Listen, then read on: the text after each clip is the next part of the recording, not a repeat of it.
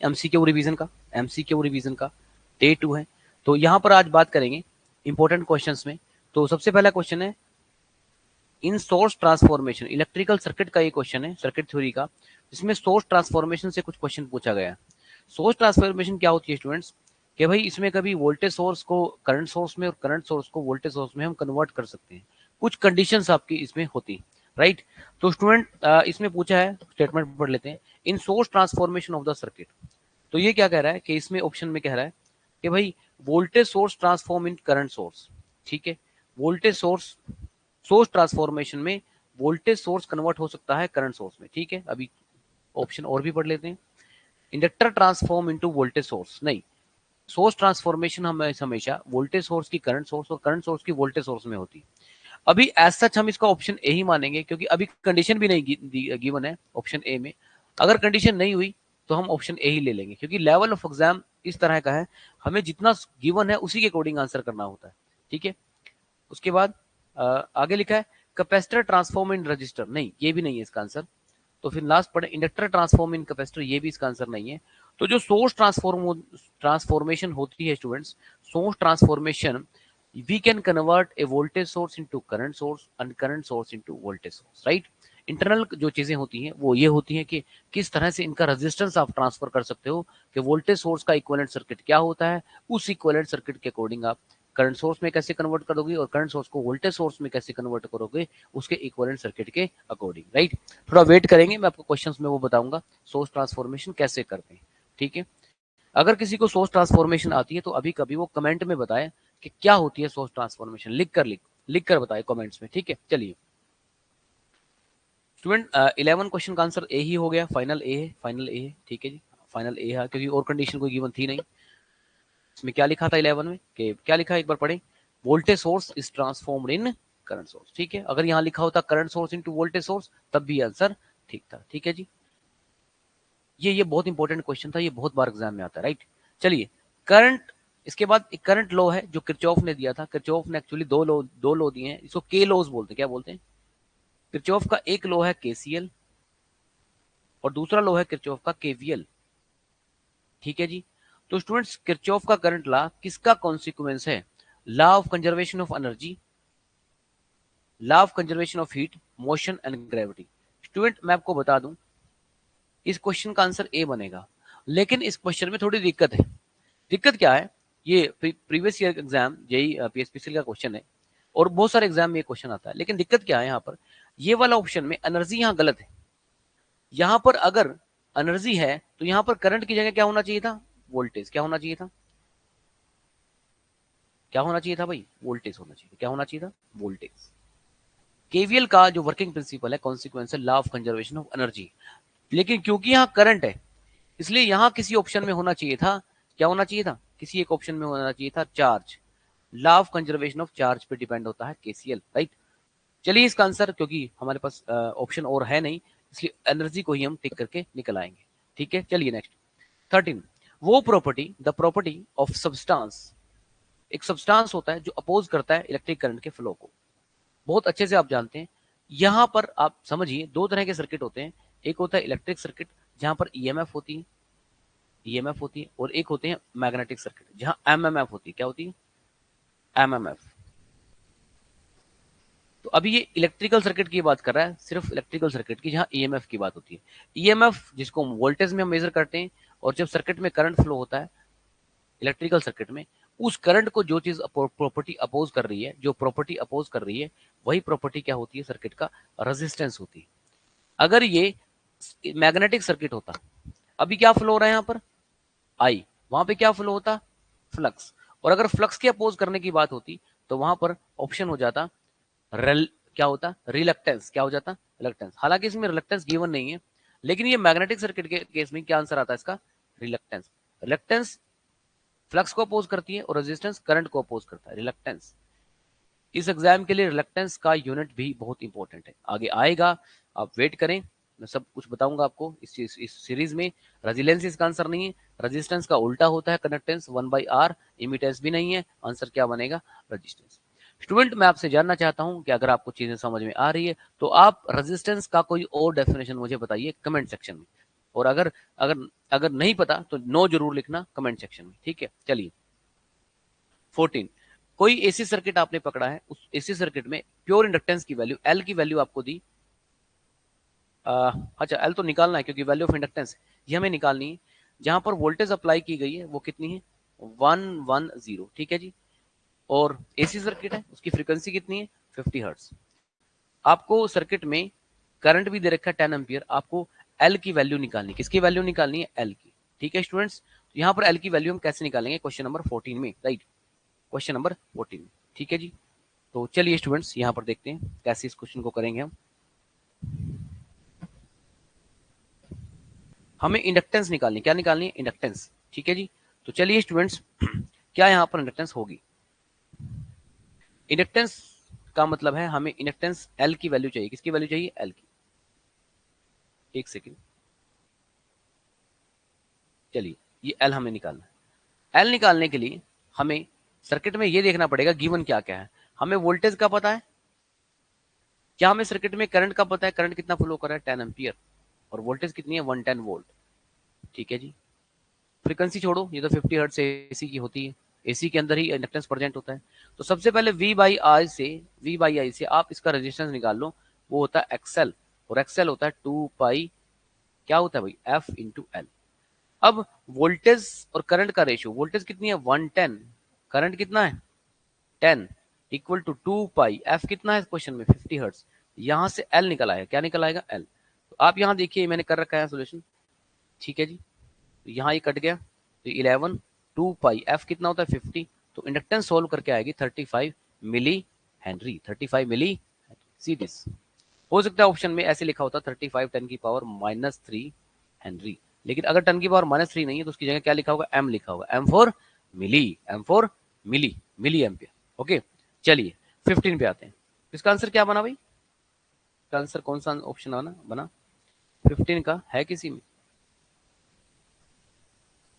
Answer क्या निकाला हमने, 35 मिली हेनरी, डी आएगा, क्या आएगा, 14 का डी आएगा भाई, ये आंसर, ठीक है।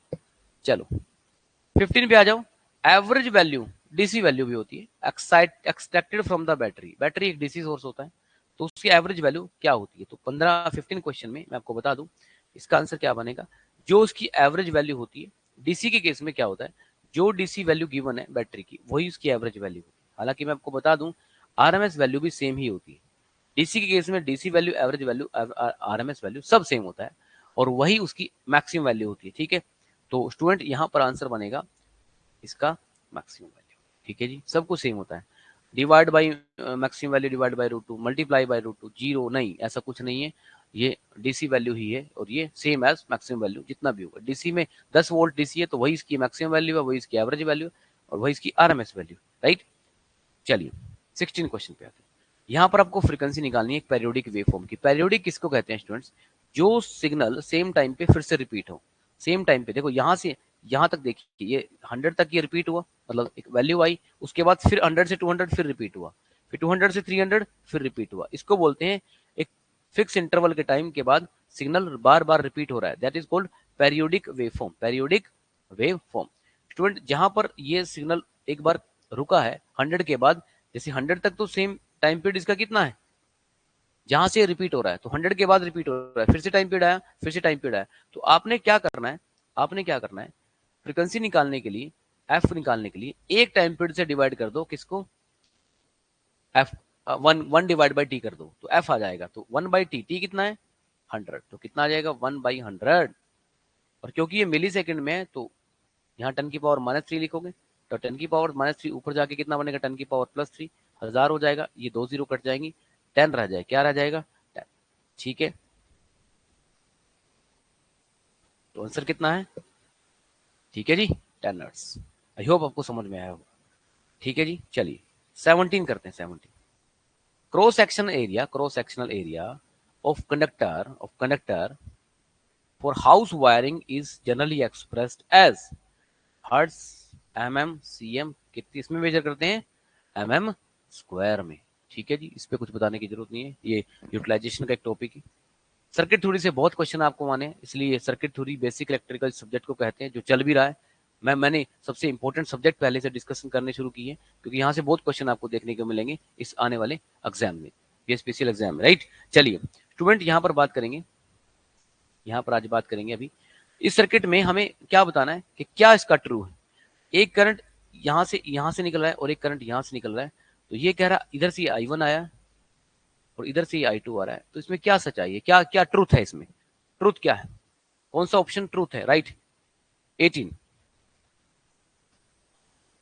स्टूडेंट अगर आप ध्यान से देखो, इस सर्किट को ध्यान से देखो, इस सर्किट में यहां पर कितनी वोल्टेज है, 40, यहां पर कितनी है 40।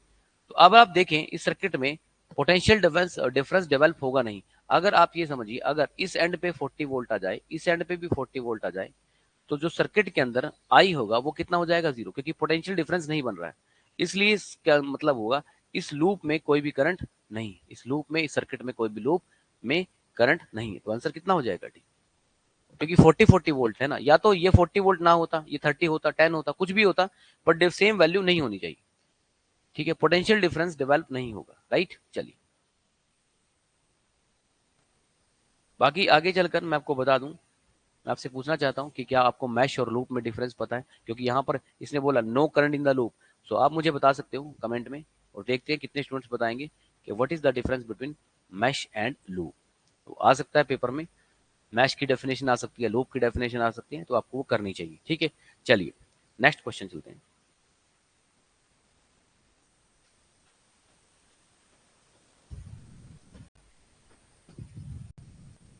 ठीक है स्टूडेंट, अगर इसके सॉल्यूशन पे आप जाएंगे तो आप सोचेंगे कि ये सॉल्यूशन मैंने क्या कर रखा है, ये इसने केवीएल लगा रखा है, इसमें मैं केवीएल से भी इसको प्रूव करूंगा, राइट। ये तो मैंने एक नॉर्मली कंडीशन से देख लिया था, कि नॉर्मल कंडीशन से देख लिया कि सर्किट में जो पोटेंशियल डिफरेंस, क्योंकि पोटेंशियल डिफरेंस जो बन रहा है वो दोनों एंड पे सेम बन रहा है ना, 40 वोल्ट का, अगर वोल्टेज जो है दोनों एंड पे सेम बन रही है, तो अगर इसको आप एक्यूरेटली करना चाहते हो तो आप इसमें क्या यूज करें, इस सर्किट में क्या यूज करें, केवीएल यूज करें, क्या यूज करें, केवीएल। और एक क्लास केवीएल को लेकर भी हम करने वाले, ठीक है जी। चलिए आगे चलते हैं। केवीएल से इसका 100% प्रूफ आपको मिलने वाला है, राइट। ठीक है, तो मैंने इसको फिजिकल ऑब्जर्वेशन से अभी किया था, हम आगे इसको थोड़ा कैरी करते हैं, ठीक है। चलिए अब स्टूडेंट हम चलते हैं नेक्स्ट क्वेश्चन पे। ये 19, current in the inductive circuit 10 ampere और पावर फैक्टर है 0.866। आपको फेजर रिप्रेजेंटेशन में इसको रिप्रेजेंट करना है। What is phasor representation, phasor में यहाँ मैग्नीट्यूड होता है और यहाँ पर एंगल होता है, राइट। ठीक है जी, तो आपको पता है, ऑप्शन में जाके चेक करो, इसका करंट कितना है, 10 एम्पियर, देखा वहां पे लिखा ऑप्शन में कितना करंट है, कितना करंट है, 10 एम्पियर। तो करंट 10 एम्पियर है, तो आप देखिए ऑप्शन में जाके करंट 10 एम्पियर है, तो यहाँ पर भी 10 आ रहा है, यहाँ पर भी R10 है, यहाँ पर भी R10 है, यहाँ गलत है, तो इसका मतलब एक ऑप्शन आपने एलिमिनेट कर दिया, ठीक है जी। उसके बाद स्टूडेंट्स अब आपको इसके साथ आर आर तो आ गया आपके पास, आर की वैल्यू 10 है, अब आपको फाई निकालना है, क्या निकालना है, फाई।